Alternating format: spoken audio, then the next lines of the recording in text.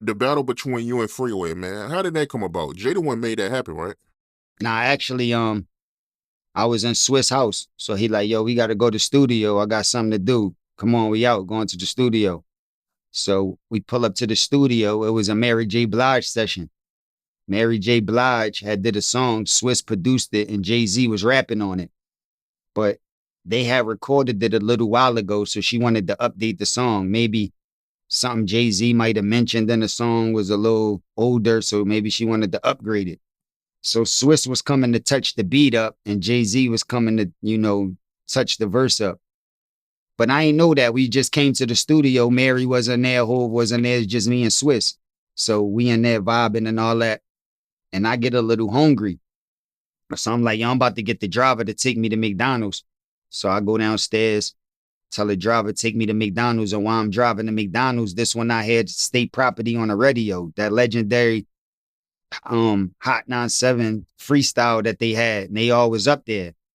And they was talking about they wanted to battle anybody, and they was the hottest around, and nobody could with them. And they wasn't talking to me, but just being young and hungry, it just felt like they was coming at me. Like, you know what I'm saying? And I'm like, man, I'm the best. How they the best and all that? And you know what I mean? So when I got back to the studio, I told Swiss, I'm like, yo, Swiss, these niggas on the radio, they talking crazy, talking about they could beat anybody and they the best and all that. And he like, whatever, man, don't matter. Jay-Z about to come to the studio anyway. So when he said that, I'm like, oh, shit. So I was a super Jay-Z fan. I was going to be like, I'm excited. I'm about to meet, you know what I mean? One of the greats, like one of the GOATs. So, you know what I mean? I'm excited. I'm just sitting there. But at the same time, I think he might got these dudes with him and they might try to like act like they want to battle or do something. So at this time, I was strictly battle rap. I told you I ain't had no projects out. I wasn't really like too much of a industry rapper yet. I still was from the streets, just used to battling. So I had my clip filled, had a bunch of raps and was just ready to go crazy. So Jay-Z do eventually come, but he come by himself. And when he come in the studio, Swiss introduced me as the hottest new artist, the hottest boy in the streets, and I'm his artist. And Jay-Z like, what? I got the best artist. You ain't hear my niggas with that? And he just start talking crazy to me. And next thing you know, he called them up. So they eventually come to the studio. We had people in, nearby studios. So we start calling people up. So next thing you know, the studio start filling up. And Beans, Freeway, Oskino, Chris from the Young Guns, they all come in the studio. And Jay-Z was like, now who you say you wanted to battle? And I'm like, man, I ain't say I wanted to battle any of these niggas. I told you, whoever you pick, I'd kill any of them niggas. And then that's when they started saying, free, go ahead, free, go ahead, Freeway.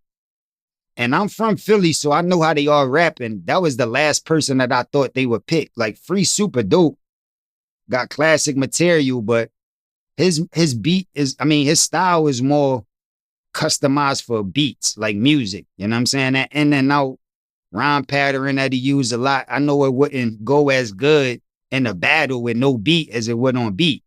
So I didn't think they was going to pick him, but they picked him. They was working on this project at the time. They had a lot of faith in him. So when they called them out and they said it was going to be free, I just started going crazy. And I think that started the new form of battle rap that we got now, because that was the first time people see people getting busy with bars with no beat.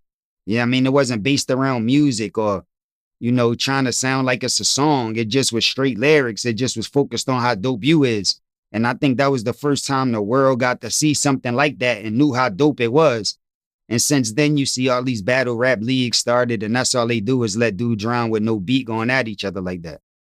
Yeah, that was a legendary battle, man. We was waiting in Houston watching that battle, man, over and over, man. We'll go to YouTube and just keep watching that battle, man. Legendary. Actually, we caught it was the old video cameras that record the VHS tape. So at first, it was on the VHS tape.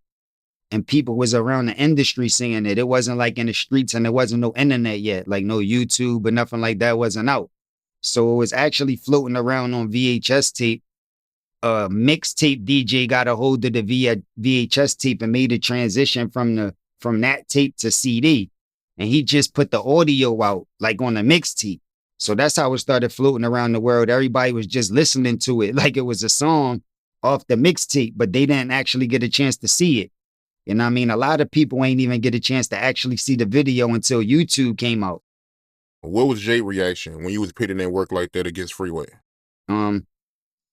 Well, he didn't know me before that. So, I look super young now. So even back then when I'm, super young, he ain't think that I could do what I could do. So he was shocked, you know what I mean?